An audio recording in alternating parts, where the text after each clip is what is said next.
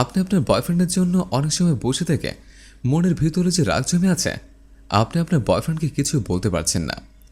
তাই তো এই ক্ষুধার্ত মেয়েটির সামান্য একটু অপরাধে এই মেয়েটির সাথে আপনি আপনার রাগ মেটাচ্ছেন। একটা কথা মনে রাখবেন, আপনি হয়তো ধনির দুলালে, এই মেয়েটি আপনার মতো ধনী পরিবারে জন্মগ্রহণ করে নাই।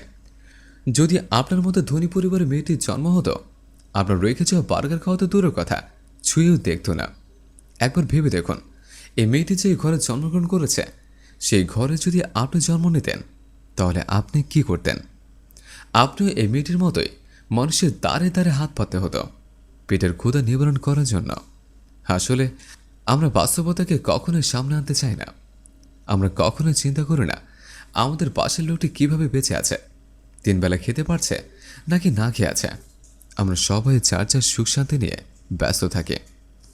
আমরা যারা অর্থবিত্তবান আছে, ধন সম্পদের মোহে পড়ে উঁচু নিচু কোনো কিছু খেয়াল করি না। আমরা শুধু উপরের দিকে তাকিয়ে থাকি।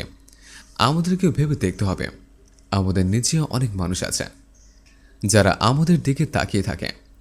আমরা ওদের দিকে একটু সাহায্য সহযোগিতার হাত বাড়িয়ে দেই কিনা? আবা, এরও কিন্তু মানুষ।